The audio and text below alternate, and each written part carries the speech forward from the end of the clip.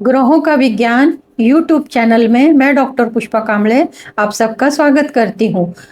कुंडली पढ़ना सीखे के क्रम में आज पाठ 29 सिखाना शुरू करती हूँ। आज के पाठ में जन्म लग्न कुंडली में पितृदोष किन किन ग्रहों की स्थिति से बनता है, ज्योतिष सूत्र के अनुसार उदाहरण कुंडली से समझते हैं, चार्ट द्वारा समझते हैं। चलते हैं चार्ट पर।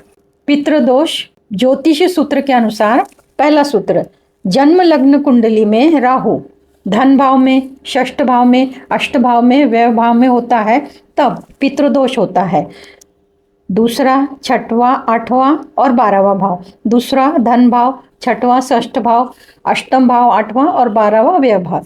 इसमें अब जब राहु होता है तब पितृदोष होता है।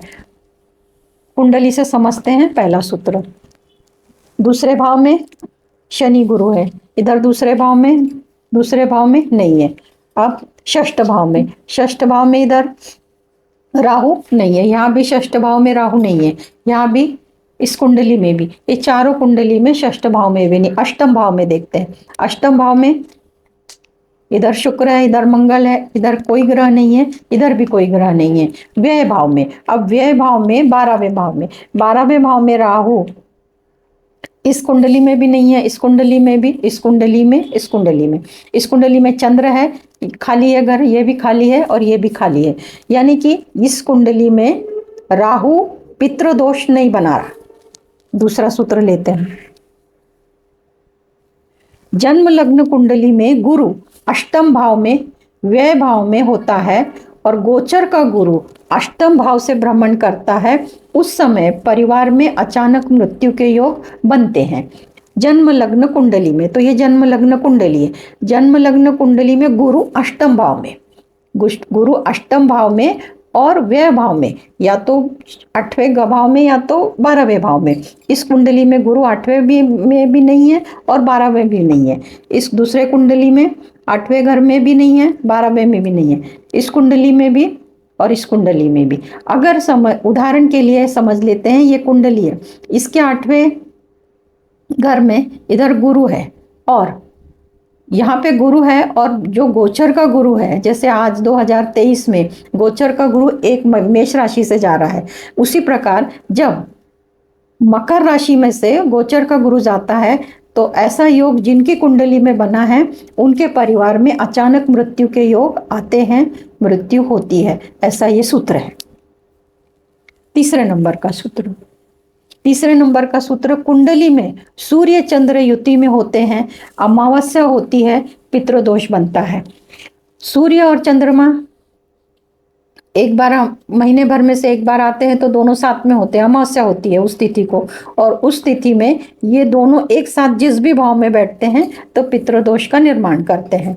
इस कुंडली में देखते हैं चंद्रमा और सूर्य, इधर पे सूर्य पंचम भाव में है, चंद्रमा नवम भाव में, इधर चंद्रमा सूर्य दृष्टि में है। चंद्रमा सूर्य अलग अलग है, चंद्रमा सूर्य। ये वाला सूत्र इन चारों कुंडली में नहीं है, पर उदाहरण के लिए ऐसे एक कुंडली ले लेते हैं और चंद्रमा और सूर्य 12वें भाव में बैठे हैं, दोनों एक साथ हैं, युति में हैं, तो पितृदोष बनता है। और जब ये पितृदोष बनता है तो परेशानियां, तकलीफों का सामना करना पड़ता है। धन स्थान में मंगल राहु युति में आकस्मिक अचानक मृत्यु के योग बनते हैं और ये बहुवचन में होते हैं। धन भाव में मंगल और राहु, धन भाव ये दूसरा है, दूसरा भाव, तो इधर पे मंगल राहु होना चाहिए, यहाँ भी दूसरे भाव में मंगल राहु, इधर भी दूसरे भाव में मंगल राहु, इधर भी दूसरे भाव में मंगल राहु। इन चारों कुंडली में ये योग नहीं है। उदाहरण के लिए समझते हैं, इस कुंडली में मंगल राहु इधर है, दूसरे भाव में बैठा है, और जब गोचर का उससे संबंध होता है तो मृत्यु के योग बनते हैं और एक से ज्यादा मृत्यु होती है उस परिवार में। 5वां नंबर का सूत्र, व्यय भाव में मंगल राहु युति होती है, चाचा के परिवार में अचानक मृत्यु के योग होते हैं। क्योंकि अपन दशम भाव से पिताजी देखते हैं तो उससे तीसरा चाचा, तो व्यय भाव में अगर मंगल और राहु होते हैं तो चाचा के परिवार में अचानक मृत्यु के योग बनते हैं। दूसरी कुंडली, 10वें भाव से पिताजी देखते हैं, पिताजी का भाई। 12वें भाव से वहां पर अगर मंगल और राहु बैठता है तो उस परिवार में मृत्यु के योग बनते हैं।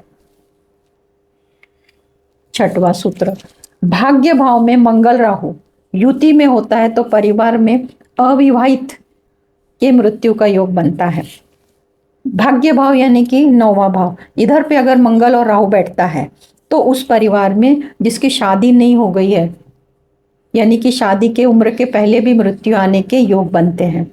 9वां भाव ये है, यहाँ पे मंगल और राहु चाहिए। 9वां भाव इस कुंडली में मंगल और राहु चाहिए, इधर पे मंगल और राहु, तब घर में अविवाहित होते हुए यानी कि छोटी उम्र में मृत्यु के योग बनते हैं।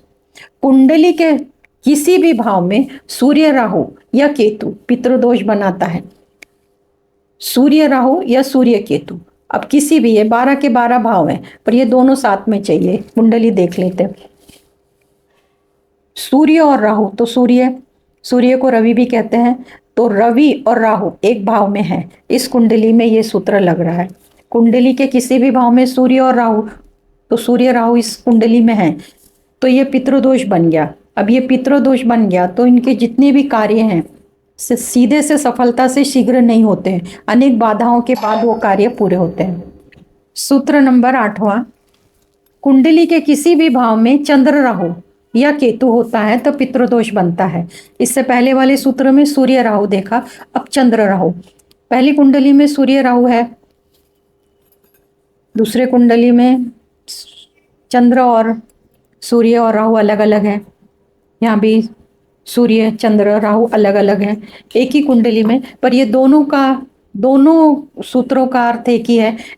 चंद्र और राहु कुंडली में एक साथ है, सूर्य और राहु कुंडली में एक साथ है तो कार्यों में बाधा आती है, समय पे कोई कार्य पूरा नहीं होता है और ये पितृदोष होता है। पितृदोष की शांति करनी होती है, आगे देखेंगे कैसे करनी है, उसके उपाय बताएंगे। 9वां नंबर का सूत्र, वृषभ लग्न की कुंडली है और शनि राहु की युति है या दृष्टि में है तो पितृदोष बनता है। इसमें भी परेशानियां बढ़ती हैं। वृषभ लग्न, ये वृषभ लग्न की कुंडली है, 2 नंबर से शुरू होती है और शनि राहु, अब यहाँ शनि पराक्रम में है, राहु लाभ भाव में है, एक तो युति में और दृष्टि में। तो शनि के पास 5वीं पर राहु के पास 5वीं दृष्टि है, 1 2 3 4 5। राहु शनि से दृष्टि संबंध बना रहा है, युति या दृष्टि, तो राहु शनि से दृष्टि बना रहा है, पितृदोष इस कुंडली में बन रहा है। वृषभ लग्न है, एक तो दृष्टि में होना चाहिए, नहीं तो दोनों भी युति में किसी भी भाव में होना चाहिए। परेशानियों का सामना करना पड़ता है, उसकी शांति करनी पड़ती है, पितृदोष की शांति करनी पड़ती है। कुंडली में 10वें भाव में, सूत्र 10वां, कुंडली में 10वें भाव में राहु पितृदोष बनाता है। अकेला राहु 10वें भाव में अकेला राहु बैठा है तो भी पितृदोष बनाता है और राहु से पूर्व जन्म का विचार किया जाता है, यानी कि पूर्व जन्म में कर्म कैसे थे और राहु से देखे जाते हैं। 11 नंबर का सूत्र, 11 नंबर का सूत्र, राहु से बनने वाले जो धनवान योग है। अभी तक हमने जो भी देखा कि राहु से जो भी तकलीफ है वो कैसे बनती हैं उसके बारे में, पर राहु सिर्फ तकलीफ नहीं देता, राहु से धन के भी योग बनते हैं। तो एक एक करके राहु से बनने वाले धनवान योग देखते हैं। पहला, पराक्रम भाव में राहु, पराक्रम भाव में राहु, 10वें भाव में रवि बुध धन योग बनाते हैं। सूत्र एकदम सादा सरल है, राहु पराक्रम में और रवि बुध 10वें भाव में। ऐसी स्थिति में इंसान धनवान बनता है, उसके धनवान बनने के योग अंतरदशा महादशा में बनते ही बनते हैं उस ग्रह के। दूसरा सूत्र, 6ठ भाव में राहु मंगल, ये जो 6वां भाव है इस 6वें भाव में राहु मंगल होने चाहिए और 10वें भाव में रवि बुध, 10वें भाव में रवि बुध, तो धनवान बनने के योग बनते हैं।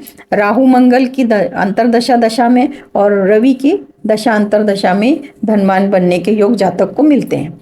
तीसरा सूत्र, केंद्र में बुध, गुरु शुक्र शनि, केंद्र में, केंद्र इसको बोलते हैं, चौथा 7वां 10वां पहला, केंद्र में बुध, बुध गुरु शुक्र शनि, और इनके साथ राहु बैठना चाहिए। अब ये कुंडली देखे तो शनि भी बुध केंद्र में है और राहु भी केंद्र में है। ये सूत्र इस कुंडली को लग रहा है। राहु पहले घर में है, शनि और बुध चौथे घर में है, केंद्र में है। युति में है तो भी होता है और दृष्टि में है तो भी होता है, धनवान योग बनता है। चौथा सूत्र, राहु उच्च राशि में लाभ भाव में हो तो धनवान योग बनता है। अब राहु ये लाभ भाव है, इधर पे राहु होना चाहिए और राहु की उच्च जो राशि है वो मिथुन है। यहाँ पे 3 नंबर होना चाहिए और वहाँ राहु होना चाहिए, तो ये धनवान योग बनाता है। ऐसा जातक उसकी दशा अंतरदशा में धनवान बनने के उसको योग बनते ही बनते हैं। 5वां सूत्र, राहु सप्तम भाव में 6वें 8वें 12वें भाव में कन्या और मेष राशि का, तो कन्या राशि और मेष राशि का नंबर 6 और 1 है। तो सप्तम भाव 6 8 12, इधर पे जैसे 12 मीन लगने की कुंडली में सप्तम भाव में कन्या राशि आ गई है, यहाँ पर राहु होना चाहिए। 6वें भाव में राहु होना चाहिए, 8वें भाव में और 12वें भाव में। ऐसे स्थिति में राहु बैठता है। राहु सप्तम भाव 6 8 12 भाव में इन राशियों में बैठता है तो राहु इनको धनवान बनाता बनाता है। इनकी दशा अंतरदशा में धनवान बनने के योग होते होते हैं। धनवान बनने का 6वां सूत्र, राहु त्रिकोण के स्वामी के साथ युति में केंद्र में बैठना, तब धनवान योग बनता है। ये समझने की बात है। राहु, पहले राहु ग्रह को लेते हैं। अब त्रिकोण का स्वामी, पहला घर 5वां घर 9, ये त्रिकोण के त्रिकोण के घर हैं। अब ये त्रिकोण के स्वामी कौन है, तो पहला घर जो है उसका स्वामी गुरु है। गुरु के साथ राहु केंद्र में बैठना चाहिए, ये 4 घर में बैठना चाहिए। तो अब गुरु और राहु यहाँ ये चारों घर में नहीं है। दूसरा इसी का दूसरा पार्ट है, 5th हाउस में कर्क राशि है। कर्क राशि का स्वामी चंद्रमा और राहु केंद्र में बैठना चाहिए। इसी का अगला पार्ट है भाग्य भाव, कौन, मंगल के साथ राहु केंद्र में बैठना चाहिए। इस कुंडली में ये तीनों सूत्र नहीं लगे। राहु केंद्र के स्वामी के साथ युति में त्रिकोण में बैठना चाहिए। अब इस कुंडली को ले लेते हैं। वृषभ लग्न की कुंडली है। वृषभ लग्न का स्वामी है शुक्र के साथ राहु त्रिकोण में, तो त्रिकोण में पहला 5वां 9वां, तो शुक्र के साथ राहु पहले घर में होना चाहिए, 5वें घर में या तो 9वें घर में। यहाँ पे वो नहीं है। दूसरा सूत्र उसी का दूसरा पार्ट, 5वें भाव का जो स्वामी बुध है, बुध के साथ राहु केंद्र के चारों घर में, बुध के साथ राहु नहीं है। तीसरा भाग्य, ये भाग्य भाव कौन है, इसका स्वामी शनि है। शनि और राहु केंद्र में तो नहीं, राहु अलग है और शनि अलग है, दृष्टि में है एक दूसरे के। राहु बुध शुक्र शनि के साथ युति में होता है तो धनवान योग बनता है। राहु बुध के साथ है, राहु शुक्र के साथ है, राहु शनि के साथ है, ऐसी स्थिति होती है तब भी राहु जातक को धनवान बनाता है। राहु सूर्य चंद्र मंगल गुरु के साथ युति में होता है। राहु सूर्य चंद्र मंगल गुरु के साथ युति में होता है, ये शुभ ग्रह हैं, तब मध्यम धनवान बनाता है। जब राहु अशुभ ग्रहों के साथ होता है, शुक्र के साथ होता है, शनि के साथ होता है, केतु, राहु केतु तो खुद ही अपने आप में है वक्री ग्रह। शुक्र और शनि के साथ जब युति में होते हैं तो अधिक धनवान बनते हैं, पर सूर्य चंद्र मंगल गुरु के साथ होते हो तो धन की मात्रा कम, मध्यम धन प्राप्त होता है, मध्यम धन के योग बनते हैं। इस प्रकार 6 सूत्र धनवान बनाता है राहु इस प्रकार थे कि राहु आपको धनवान बनाता है। जब राहु पितृदोष भी देता है और आपको धनवान भी बनाता है। हमेशा बुरी स्थिति राहु की नहीं होती, बुरी राहु की स्थिति बदलती रहती है। जब वो गोचर का राहु कुंडली के राहु से जो संबंध बनाता है उस पर डिपेंड रहता है कि आपको उसके शुभ परिणाम मिलेंगे क्या उसके अशुभ परिणाम मिलेंगे। अब इसके बाद का सूत्र देखते हैं।